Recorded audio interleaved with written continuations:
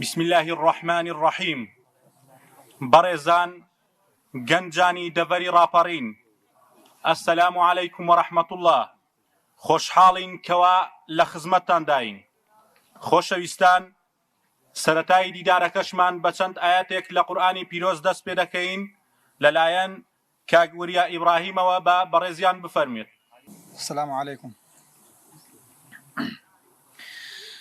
أعوذ بالله من الشيطان الرجيم. يا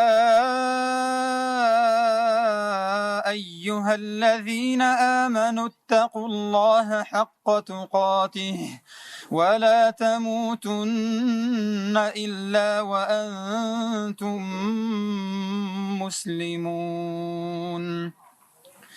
واعتصموا بحبل الله جميعا ولا تفرقوا واذكروا نعمة الله عليكم إذ كنتم أعداء فألف بين قلوبكم فأصبحتم بنعمته إخوانا وكنتم على شفا حفرة من النار فأنقذكم منها.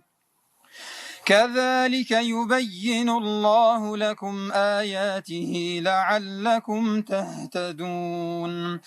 ولتكن منكم أمة يدعون إلى الخير ويأمرون بالمعروف وينهون عن المنكر وأولئك هم المفلحون. ولا تكونوا كالذين تفرقوا واختلفوا من بعد ما جاءهم البينات وأولئك لهم عذاب عظيم. يوم تبيض وجوه وتسود وجوه، فأما الذين اسودت وجوههم أكفرتم بعد إيمانكم فذوقوا العذاب بما كنتم تكفرون. وأما الذين ابيضت وجوههم ففي رحمة الله هم فيها خالدون. تلك آيات الله نتلوها عليك بالحق وما الله يريد ظلما للعالمين. صدق الله العظيم. خوای گەورە پاداشتی مامۆستا وریا بداتەوە. کۆمەڵ کێ هەیە تۆ نەناسێ ئەی شۆڕشی پرتەقاڵی، ئەی جوانترین ڕەنگی وڵات، کێ هەیە تاکو ئێستا تۆ نەناسێ؟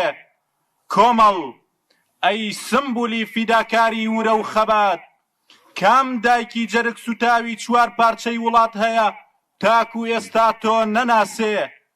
یان کام چاوی پڕگریانی چاوەڕوانی گەڕانەوەی ڕووفاتی پیرۆزی ئەنفال هەیە تۆ نەناسێ؟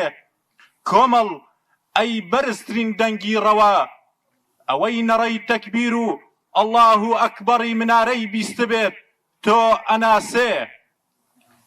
بەڕێزان، ئێستاش وتەی سەرۆکی لیژنەی ئامادەکاری دیداری گەنجان لەلایەن مامۆستا حەسەن عەبدوڵڵاوە پێشکەش دەکرێت. با بەڕێزیان بفەرمێت.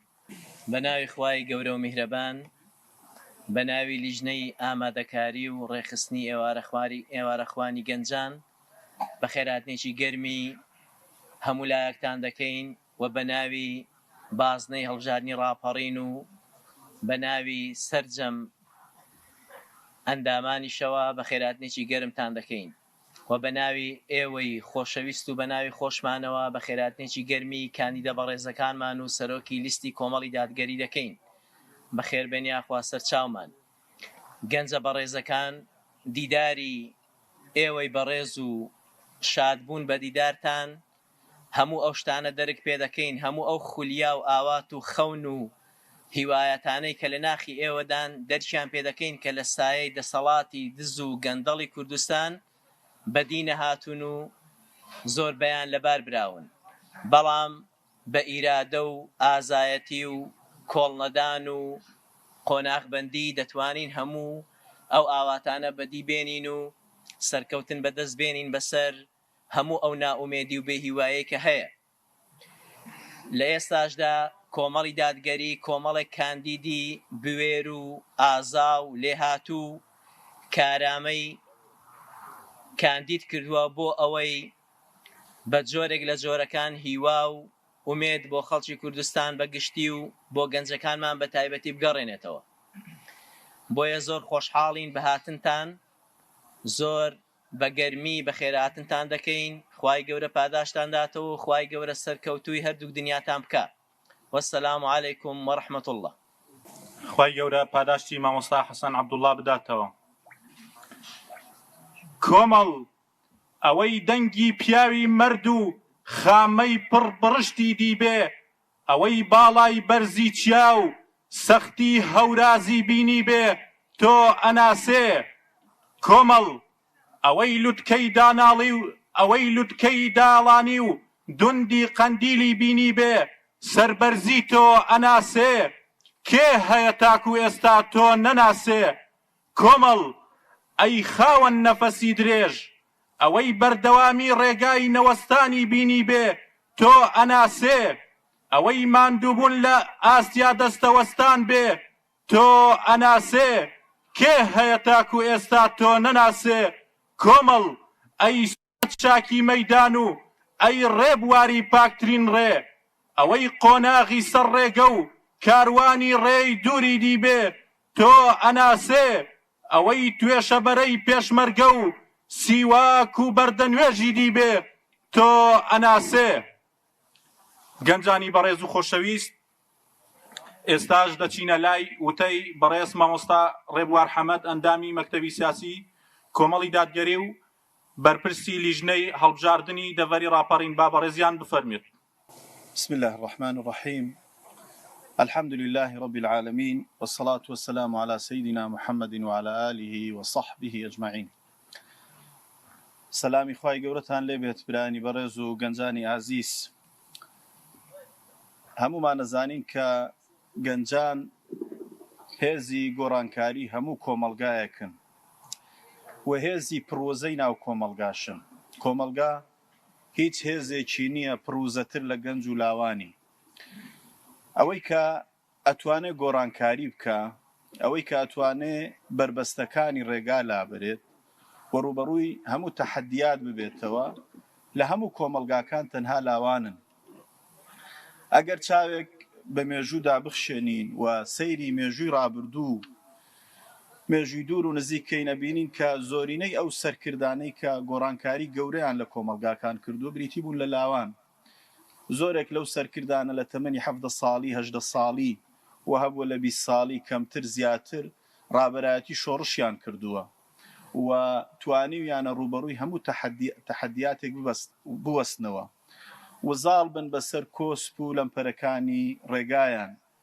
ئەمڕۆ ئێمە لە کۆمەلگای خۆماندا هەمومان نەزانین کە یعنی ئەو دەستەڵاتەی کە ئێستا هەیە، هەر دەستەڵاتی پارتی وێکێتی پێکەوە لە هەردوو زۆنەکە لە ساڵانی ڕابردوو بە بەردەوامی ئەو هێزەی ویستویانە بیخەنە پەراوێزەوە و تەهمیشیکەن لە کۆمەلگا بریتی بوون لە لاوان. ویستویانە کە گەنجان لە پەراوێزی کۆمەلگادا بژین و ڕۆڵ نەبینن. گەنجان ئەوانەی کە توانای داهێنانیان هەیە، توانای ئەوەیان هەیە کە ڕابەرایەتی کۆمەلگاکەن بیان خەنە پەراوێز و کەناری کۆمەلگا.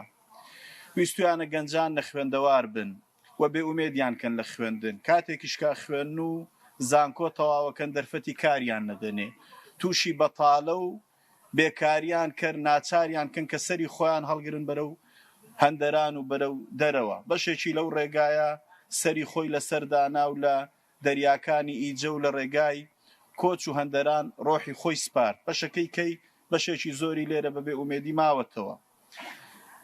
ئەو دەستەڵاتە بە بەرنامە ئەوێت کە گەنجان لە گۆڕانکاری بێ ئومێد کات وەوایان لێ بکا کە قودرەتی گۆڕانکاری لە گەنجاندا بکوژێت لە لاوانی کۆمەلگاکەماندا.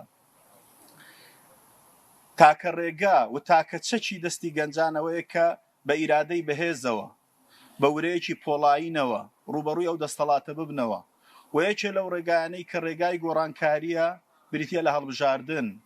ئەوەی ئەمڕۆ ئەویسترێ لە هەڵبژاردنەکان بێ ئومێد کرێ و ئەو پەیامەی پێ بدرێت کە هەڵبژاردنیش ناتوانێت گۆڕانکاری لە دەستەڵات و لە نوێنەرەکانیان بکە دەستەڵاتە ئەو پەیاماداتە گەنجان وە گەنج دەبێت پەیامی پێچەوانە بداتەوە دەستەڵات کە گەنجان لە ڕێگای هەڵبژاردنەوە ئەتوانن گۆڕانکاری بکەن و دەستەڵات بێ ئومێد کەن.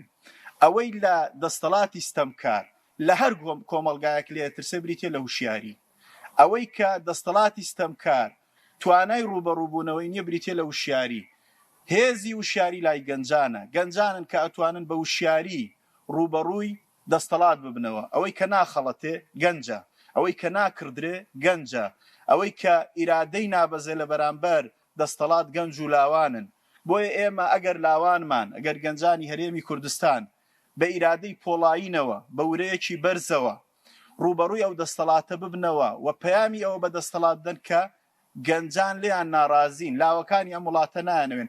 هەر دەستەڵاتێک گەنج نەیەوێ مستەقبەلی نابێت. هەر دەستەڵاتێک لاوەکانی ڕەتی کاتەوە ڕەتکراوەیە لە کۆمەلگاکەی خۆی. بۆیە ئێمە ئومێدمان وایە کە لاوانی کۆمەلگای ئێمە و ئێوە ئەوانەی کە لێرە ئامادەن لە پشتی ئێوەشەوە هەموو گەنجانی هەرێمی کوردستان لە هەڵبژاردنەکانی 11 ئەو پەیامە بدەن بە دەستەڵات کە گەنج لە هەرێمی کوردستان ئەو دەستەڵاتی قبوڵ نییە.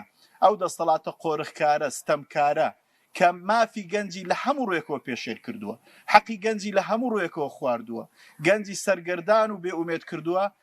باشترین وەڵام بۆ گەنجان بریتە لە ڕەتکردنەوەیان، بریتە لەوەی کە پەیامی ئەو پەیامیان پێ بدرێت کە ئەو دەستەڵاتە دەستەڵاتێکی ڕەتکراوە و مەرفوزەوە لاوانی هەرێمی کوردستان نایەنەوێ.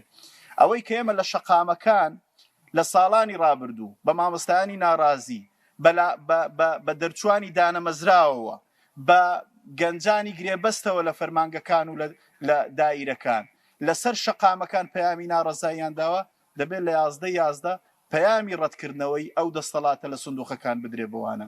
ئەو پەیامەش ئەو تەعبیەش تەنها بە گەنجانەکرێ بە لاوانەکرێ. بۆیە ئێمە بەو ئومێدەوە ئەڕوانینە گەنجان و ئومێدمان وایە کە ئەم دیدارەی ئێمە دیدارێک بێ بۆ ئەوەی کە بتوانین ئەوەی لە بەردەممان ماوە هەڵمەتێکی وشیاری گەورە بکەین ئەگەر بمانەوێ ئیرادەی گۆڕانکاری لە سندوقەکانی دەنگدان بەرجەستە بکەین. وەسەلام عەلەیکم وەڕەحمەتوڵڵاهی وبەڕەکاتوه. خوای گەورە پاداشتی مامۆستا ڕێبوار حەمەد بداتەوە. کۆمەڵ ئەی دەروون سپی وەک بەفری کوێستان، ئەوەی سەری بەرز و مێزەری پاکی زانایی بوێر و دەنگ دلێری بیست بێت تۆ ئەناسێ، ئەوەی جل و بەرگی خاکی و جامەدانەی خوێناوی شەهیدێکی بینی بێ تۆ ئەناسێ. کۆمەڵ ئەی دەستی سپی و هاوکاری، ئەوەی دەنگی هەژاران و ئاهی نەخۆشی بێ هیوای بیست بێت تۆ ئەناسێت. بەڕێزان ئێستاش گوێ دەگرین بۆ وتەکانی کاک محەممەد حەکیم سەرۆکی لیستی کۆمەڵی دادگەری بۆ ئەنجومەنی نوێنەرانی عێراق ژمارە 285 با بەڕێزیان بفەرمێت. بسم الله الرحمن الرحيم الحمد لله والصلاة والسلام على رسول الله وعلى آله وصحبه ومن والاه. سرەتا من سپاسی بەرپرسی بازنە و بەرپرسی مەڵبەند و کارگێڕان و مامۆستا حەسەن کە ئەم مناسبەتەی ڕێخستووە و باقیوانەی کە هاوکاریان بوون. پاشان خۆشحاڵم بە دیداری ئێوەی ئازیز و خۆشەویست ئەگەم. برایانی گەنج لاو گەنج کە ئێستا لە خزمەتتانە ئێمە چەند دەقەیە قسە ئەەکەین. گەنج بەردەوام میحوەری گۆڕانکاریەکان بوون. هەر گۆڕانکاریەک لە هەر جێگایە کرابێ کرۆکی گەنج و لاوان بوون. کەگەڕێن بۆ سیرەتی پێغەمبەر صلی الله علیه وسلم ئەبینین زۆربەی ئەوانەی کە جیلی یەکەم کە لە دەوری پێغەمبەر بوون و ئیمانیان پێهێنا گەنجەکان بوون.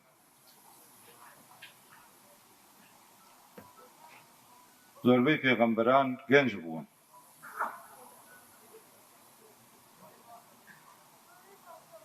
خی گەورە لە باسی پێغەمبەر یەحیایە ئەفەرمێ وآتەیناه الحوکمە سەبیە،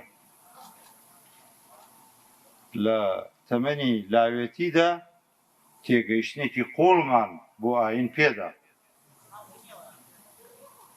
زۆر گرنگە گەنجەکانمان، گەنجی موسڵمان تێگەیشتنی تەواویان بۆ ئاین هەبێ تاکو لە ژیانی خۆیانە پیادەی بکەم. گەنجی تێگەیشتوو ئەتوانێ هەڵگری پەیامی بەرز بێ و بەرەو ئامانجێکی گەورە هەنگاو بنێ. گەنجە تێگەیشتوەکان ئەمڕۆ ئەتوانن لەمپەرەکانی دەسەڵات ببەزێنن. ئەمڕۆ بەداخەوە دەسەڵات لە جیای ئەوەی دەستی گەنجی ئەم وڵاتە بگرێ بەرەو سەرکەوتن لەمپەری وەدانێ ڕێگای هەندەرانی بۆ خۆش دەکات.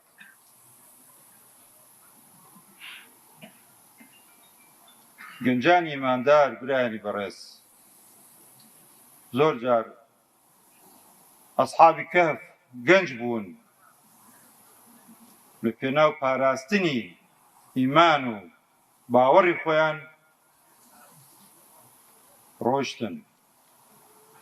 خی گەورە لە باسییانە فەرمێ ئینەهم فتیەتون ئامەنوا بڕەبیهم. فتیە یعنی گەنج، لاو. پێغەمبەرمان ئیبراهیم عەلەیهی سەڵات وەسەلام بەگشت بتەکانە چووەوە گەنج بوو. قالوا سمعنا فتى يذكرهم يقال له إبراهيم. فتى دیسان لاو گەنجە. بۆیە گەنجانی ئێمە دەبێ دژ بە هەر بیرۆکە و بیردۆزەیە کە لە ئیمانیان لادا بوەستن، ڕاوەستن، یەکدەست بن، یەکدەنگ بن. گەنج ئەمڕۆ دەبێ ڕوبەڕووی خراپیەکانی ئەم کۆمەلگایە ببێتەوە. گەنجە ئەمڕۆ دەبێ بە وزە و توانە، بە بازووی، بە یەکێتی و وەحدەتی نێوانی ڕوبەڕووی ناڕەحەتیەکانی ئەم سەردەمە ببێتەوە. ئەم کۆمەلگایی ئێمە برایانی خۆشەویستم، بۆیە باسی تێگەیشتنم کرد. تێگەیشتن لە دین و لاواقع زۆر گرنگە. تێبگەین لە دەورمان چی ئەگوزەرێ، تێبگەین چۆن دەسەڵات 34 ساڵە خراپ کۆمەلگاکەمان بەکارهێنێ، هەموو شتێکی خستووەتە بەرژەوەندی خۆی. لە بەرامبەردا لەم ساڵانەش دوایش دەبێ وریابین خەڵکێکی تر بە لەحنێکی تر کۆمەلگا چەواشاکە. زۆر گەنجمانی بێومێت کرد. هەبوون ساڵانی پێشوو گەنجانی ئەم وڵاتە متمانیان پێدان، بەڵام بەداخەوە ئەوە نەبوون، حەقیقەتەکەیان ئەوە نەبوو کە ئەو گەنجانە دوایان کەوتن. بۆیە گرنگە ئێمە پێش هەموو شت تێبگەین لە دینمان، تێگەیشتنێکی قوڵ، تێبگەین لە واقعمان چییە گوزەرێ لە واقعی ئێمەدا.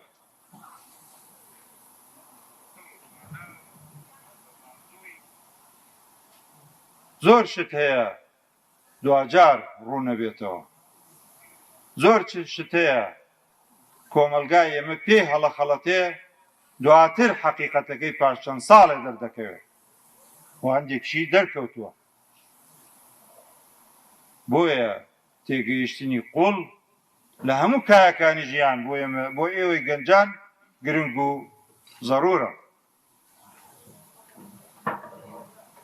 ئەگەر دەسەڵات باکی بواە ئەوەی من خزمەتان نۆ کێشەی سەرەکی گەنج و لاوی کوردستانە لە 2008 پێشکەشی پەرلەمانی کوردستانم کردووە، ئیهمالیان کرد، زۆر زۆر ڕەڵفولیمان دایان بە لیژنەکانی پەرلەمان، ئەگەرنا ئیشیان لەسەری بکردایە ئێستا زۆر گرفتی گەنجی کوردستان کەمە بوویەوە. دوای ئەوەی لە بەردەستێتی دوای تەماشایەکی بکە. 2008 ئێمە باسی کۆچمان کردووە، 2008 باسی مادەی هۆشبەرمان کردووە کە ئێستا مەترسیەکی گەورەیە لەسەر گەنجان و لاوانی کوردستان. پێش 2-3 هەفتە برادرانی ئاسایش لە سلێمانی خۆیان ئیمام و خەتیبی مزگەوتەکانیان کۆ کردەوە، کۆیان کردنەوە پێیان وتن مامۆستایان دەخیل فریاکەون لە وتارەکانتانە گەنج و لاو کچ و کوڕیە وڵاتە وریاکەنەوە مادەی هۆشبەر خەریکە ئەچێتە نێو قوتابخانەکانەوە. بۆچی ئەمە لە 2008 بۆ ئیحتیمامیان پێ نەدا، بۆ گرنگیان پێ نەدا، لە 2000 بۆ پێیان نەدا، لە 2003 بۆ پێیان نەدا، پێشەوەی ئێمەش نیان نەزانی. بەڵام بەداخەوە زۆربەی ئەو نەخۆشیانەی کە ئێستا هەموو چینەکانی کۆمەلگایەمەوە بەدەستیەوە ناڵێن بە گەنجان و بەلاوانەوە بەرهەمی و زادی ئەم دەسەڵاتەیە. کێ ڕێی خۆش کردو بۆ کۆچی گەنجان؟ بێکاری لە هەرێمی کوردستان 15.25%، بێکاری لە عێراق 13.9%. یعنی بێکاری لە ئێمە زۆرترە. چییان کردووە بۆ ڕێلەم بێکاری گەنج بگرن؟ ئەزان لە عێراق گەنجێک خاوەن خێزان بێت بێکار بێت عێراق هاوکارێکێکە؟ من چەندین گەنجم بینیوە لەو منتیقەی کەرکووک و دووس مانگی 275,000 خاوەن 2 مناڵ یان 3 مناڵن 275,000 250 300,000 ئەو مەبلەغە وەرەگرن.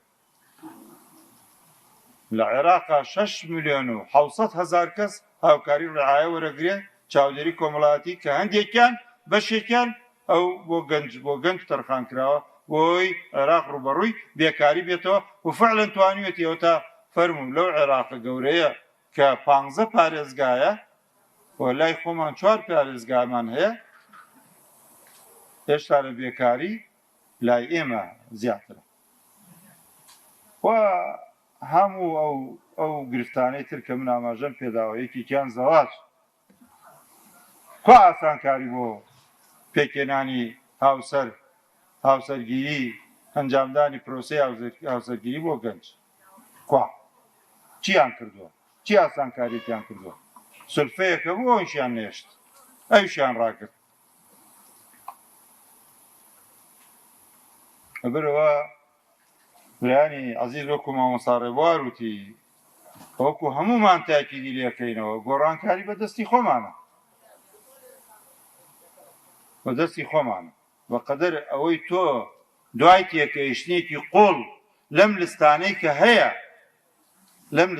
کە هەیە ئەوە هەڵبژێرە کە ڕازگۆیە. کێ ڕازگۆیە لەگەڵتا؟ کێ دیفاعی لێ کردووی؟ کێ بە خەمتەوە بووە؟ چاواشە نەبین بە هەندێ دروشمی بریقەدار، دروشمە بریقەدارەکانی پێشوو این لایەنەکانی ترمان لەبیر بێت. ئێمە وەکو خۆمان بەڵێن بەم برایانەمانە دەین شاڵە لەکوێ بین، لە هەر کوێ بین لە خزمەتی خەڵکی کوردستانە بین. ئێمە چیمان پێ بکرێ لە هەر دامەزراوەیەکا بین. ئەگەر متمانەی خەڵکی کوردستانمان وەرگرت، متمانەی ئێوەی گەنجمان وەرگرت، متمانەی خوشک و برایانی کۆمەڵی دادگەریمان وەرگرت، ئینشاءڵڵا لەوێ چیمان پێ بکرێ بە پێی دەستوور و یاسا و ڕێنمایەکان کە هەموو هەوڵێکی خۆمانە دەین کە هەر شتێک بۆ چینەکانی کۆمەلگای ئێمە باش بێ فەراهەمی بکەین.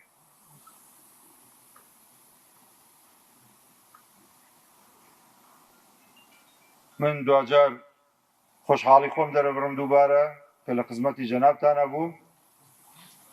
هەر ئەوەندە بە کفایەت دەزانم کە عەرزتان بکەم و مافی خۆمانە ئەوانتان لێرەین داواتان لێ بکەین. داواتان لێ بکەین نەک لە خۆتان، داواتان لێ بکەین ئێوە هەر یەکەتان هەڵسوڕاوێکی لیستی 285 بن. هەوڵتان بۆ سەرخستنی ئەم لیستە لە پێناوی خوای پەروەردگاردا بێت. ماڵ بە ماڵ، دەرگا بە دەرگا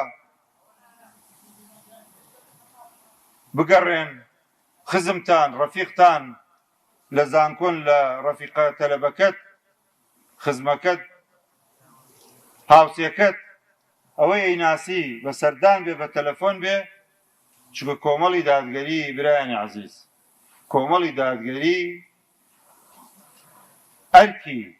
ئەرکی پێش ژیان و گوزەرانی خەڵک دینی ئەم ملەتەیە.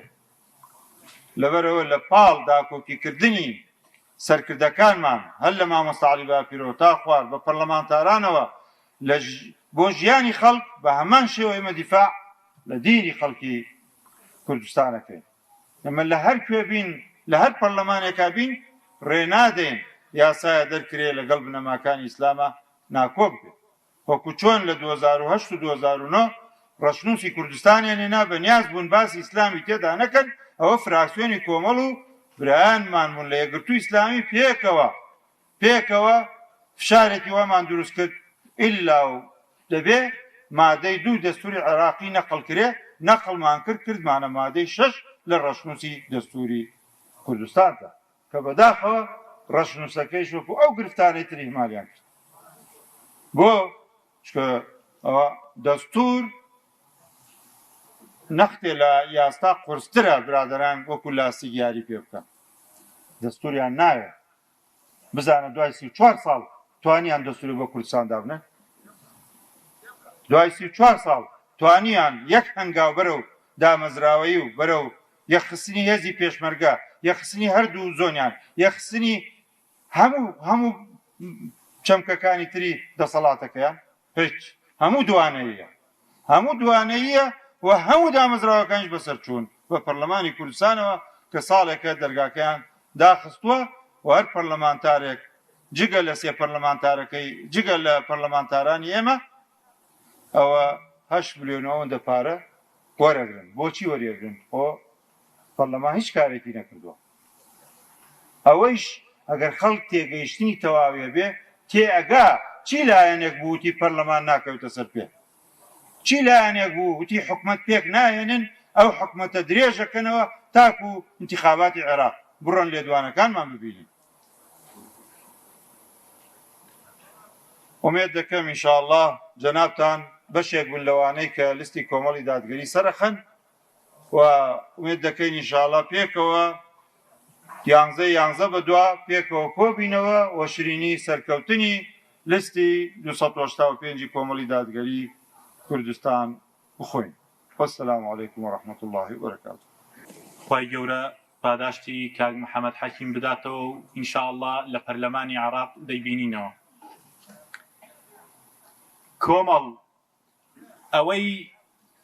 کۆمەڵ ئەوەی ڕەنگی زەردی مناڵانی بێنازی بینی بێت تۆ ئەناسێ، ئەوەی نوکی ڕمی سەرسینەی گەندەڵکاری بینی بێت تۆ ئەناسێت، ئەوەی دەنگی بەرزی حەقی نێو پەرلەمان و وەزیری نەدۆڕاوی بیست بێت تۆ ئەناسێ.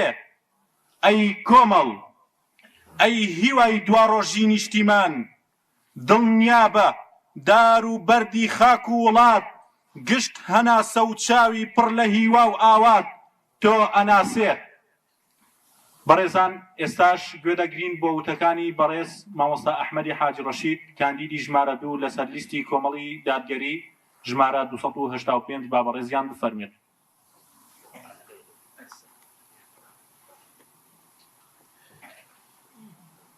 بسم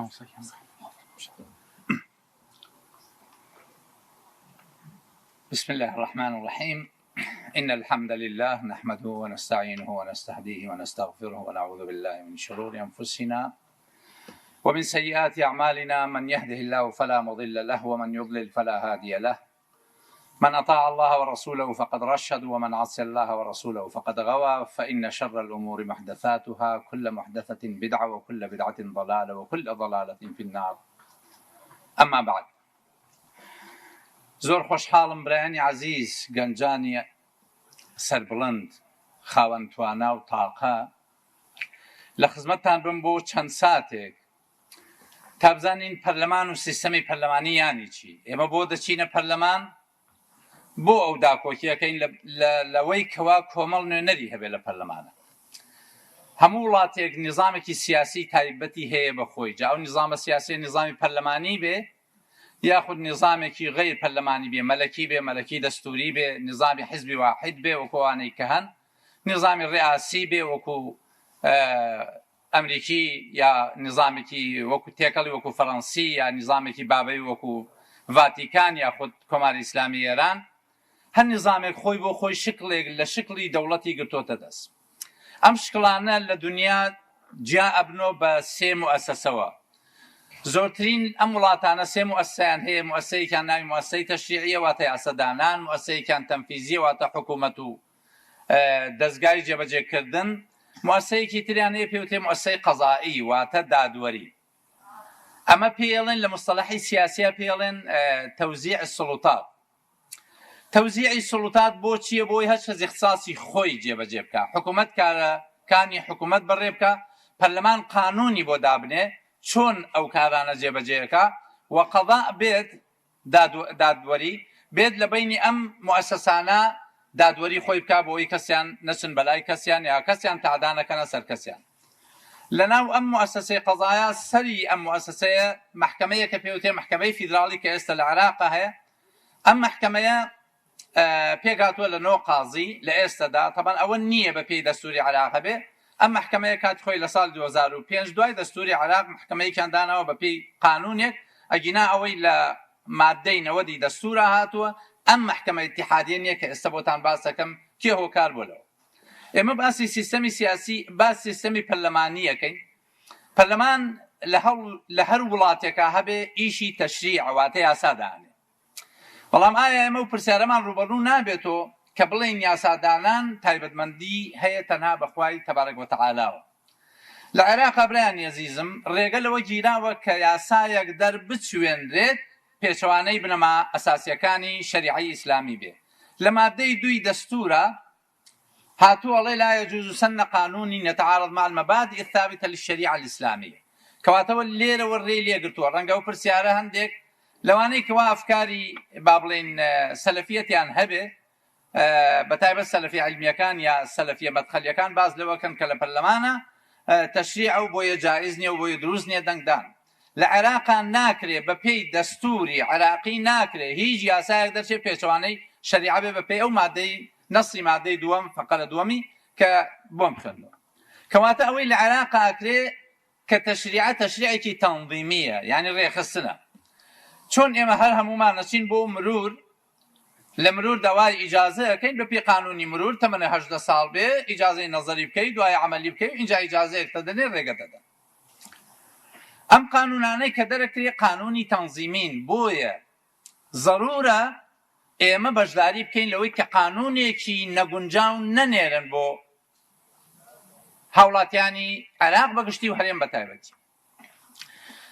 بۆیە نوێنەرایەتی کاتێک ضرورە ئێمە نوێنەرمان هەبێ کە سەیری پێگاتەی عێراق بکەین برایان. پێگاتەی عێراق پێگاتەیە کە بریتیە لە عەرەب، لە کورد، لە سونە، لە شیعە، لە شەبەک، لە تورکمان، لە ئێزیدی، لە سابعی مەنداعی، هەموو ئەمانە پێکاتەن و بەشداریان کردووە. لەناو ئەم پێکاتانە پێکاتەی کورد هەیە. پێکاتەی کورد ئێمە کە بەشێکین لە پێکاتەی کورد، ئایا ضرورە نوێنەرمان هەبێت لە پەرلەمانی ئیتیحادیە؟ ئایا ئێمە بەشێکی دانەبراوەین لە چوارچێوەی وڵاتە؟ بەڵێ ئێمە بە پێی ئیحسایاتی وەزارەتی ئەوقاف 2 ملیۆن نوێژ خوێن هەیە. 2 ملیۆن بە بە پێی ئیحسایاتی ڕۆژانی جومعە 2 ملیۆن نوێژ خوێن هەیە لە ناو مزگەوتەکانە. چ عەجەب منطقیە نوێژ خوێنێک دەنگبا بە نوێژ نەخوێنێت، مسلمانێک دەنگبا بە نامسلمانێک، نوێنەری مسلمانێک نامسلمانێک بێ، کەسێکی عەلمانی بێ، کەسێکی دوور لە دین بێ، کەسێکی فاحیشەچی بێ، کەسێکی قومار چی و عەرەخۆر و چی و چی و تا دوایی. بۆیە پەرلەمان هێندە ئەزمونە، هێندە ئەکادیمی نییە برایان، هێندە ئەزمونە، هێندە ئەکادیمی نییە. زۆر خەڵکمان بینی لە پەرلەمانە کاتێک کە دێتە ئەوێ شەهاداتی زۆر بەرزی هەیە، بەس لەبەرەوەی ئەزمونی نییە ئەبێ چاوەڕێ بکە تا ساڵێک تا فێری ئەزمونی پەرلەمانی بێ. من بۆ خۆم بەکالۆرۆسێک مەیە لە ڕیاضیات و ئیحسا، بەکالۆرۆسێک مەیە لە داراوی بانک، ئیجازەی عیلمی مەلایەتیشمە، یعنی علومی شەرعیشم بە حساب بەکالۆرۆسێک بێوە 3 بەکالۆرۆس.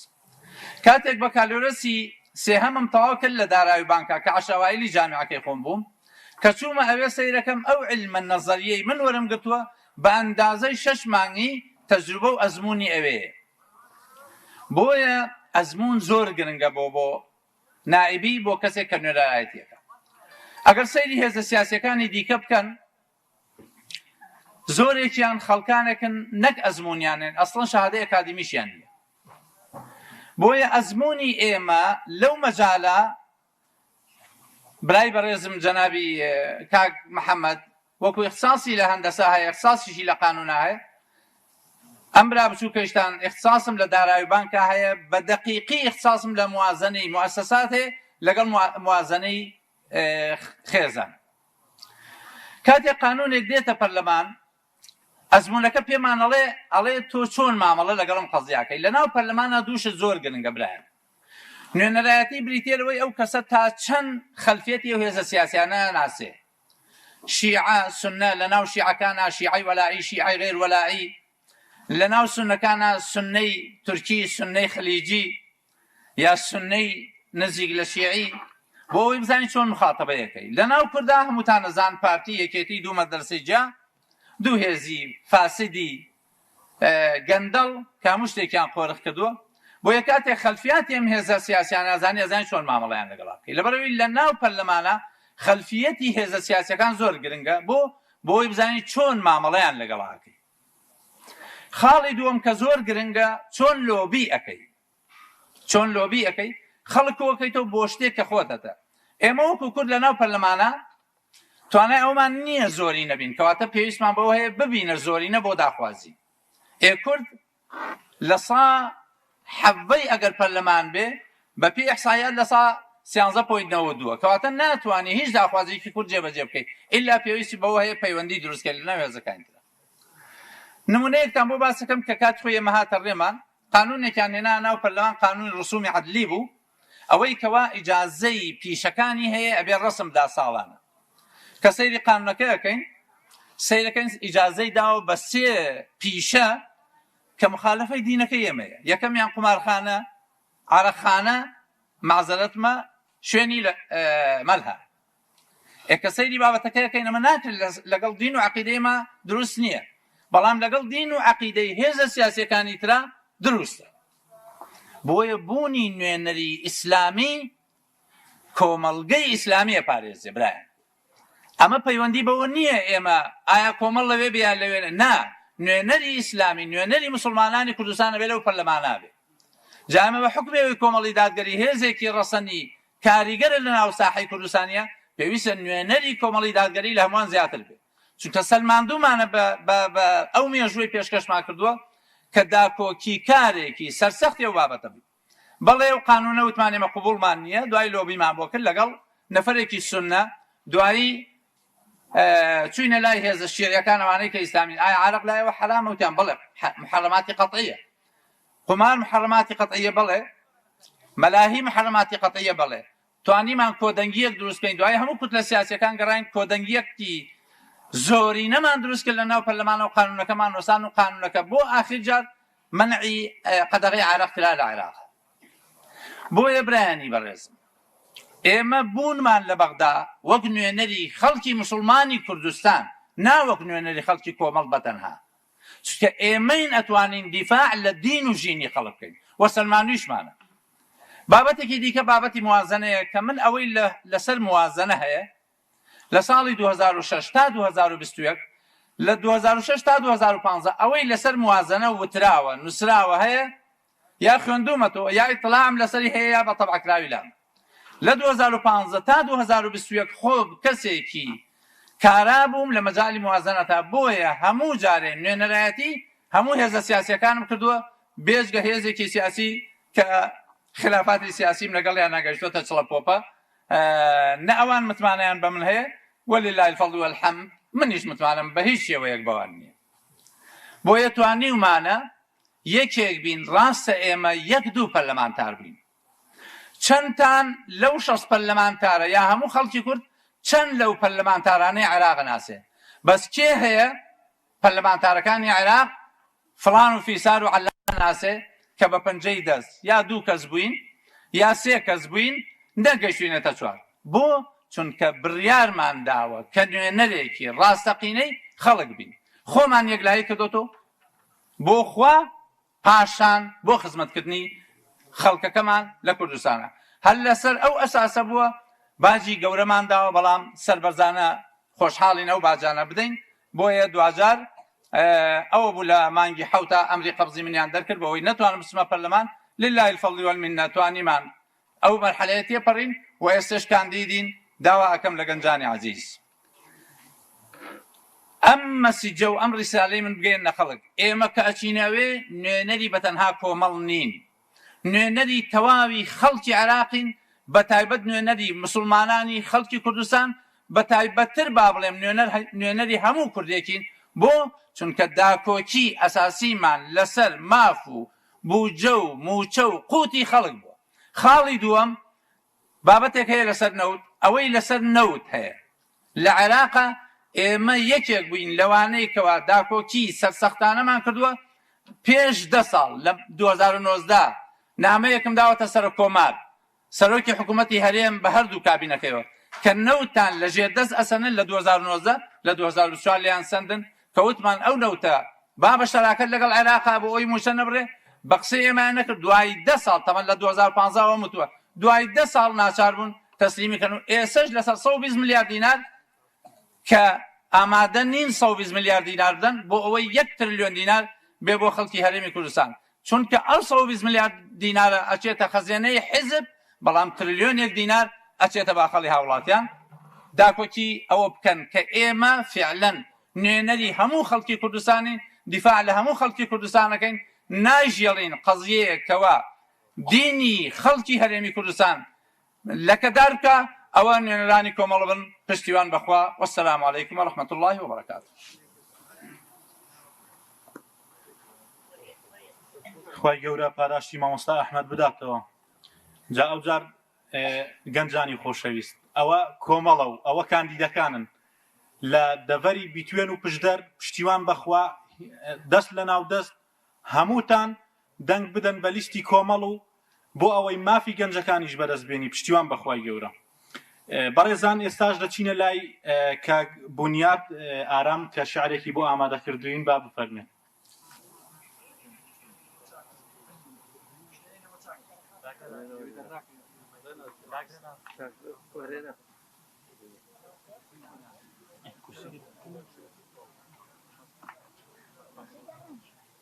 حصل السريع صبوي جيمات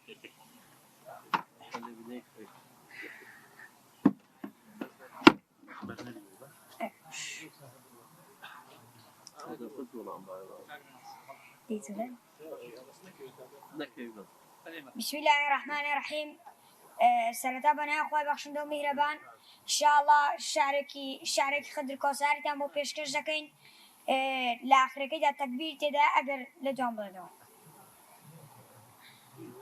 قەڵەمی ڕازگۆ چەند خوتکارێکی ڕەنگا و ڕەنگ خڕبوونەوە لە پەرداغێک بە شێوە و ڕەنگ سەرزارێکی بۆ کردارێک بوون بە یەک دەنگ بەڵام پێنووسێکی خۆشنووسی سپینووس نەخاپا و هەڵنەزەلی بە وێنەی حەمرین بوو بە قەندیل نەک هەر قەندیلی بە مەندیل بوو بە سوورێن بوو بە چێوی ئاسنگەران بوو بە لوتکەی سەختی شنوور بوو بە سنووری کاڵا و بەرەکسوور ئەپرسن ئەپرسن لە مخامەڕ و خام و خاوەن فام و قام و چییە و کێیە خەڵکی کوێیە پەساپۆرتی چام ئاسمانی لەچاوون و چام ئۆقیانوسی بێبن و چام دەربەندی 1970 کون و کامە ڕێگە و کێ هەجێگە و کامە دوورگە 360 بتور و گە و چام ئاوایی ڕەشڕەنگ و چامە دێهاتە لاپەڕکەی لە حەکبەیە لەسەرخۆ و بەڕاشکاوی لە وەڵامدا ئەڵێ بەڵێ ئەمن قەڵەمی قیلقی بەڕوێکم دار بەڕوێکی زۆر بەتەمەن تا بڵێ گەنج بەژن تاقەت کەڵەکەت و خەزانوەری و بەڕوێکی قەت ئەستور و قەت برینداری دۆخی بیوری دەسک لەدار داری زڕەدارەبەن و وەڵگی کرمێ و کەوت سپیدار لە باخە جوانەکەی کوێستان کەش و جەنگەڵی کوردستان هەر من نەبێ تاقا نەبووم بە چاگڕوام تەنها ژیام دوورە پەرێز لە نزیک خوێنی سەرباسی و دوو لە قەد و خیرە نزمی دەنا هەموو دراوسێکانم دار و درەختی جیرانم قەد و گەڵا و پەلیان فرۆش نەمامی ناوخۆبیانی سەر بە هەتاو کە بیستیانن کە دیتیانن دوور و نزیک کە بیستیانن دارەکانمان هەموو کڕان بە بەڵبڕان بوونە تەختەی تەخت و دەرباری پایتەخت بەس من بەڕوێکی خوا کرد بووم چقڵی ژێر تاوڵە و لایلۆن نیم مەسلەحە نیم دەستکرد نەبووم شوڵەکانم بۆ باڵندەی دارستانم نامنەسەوە و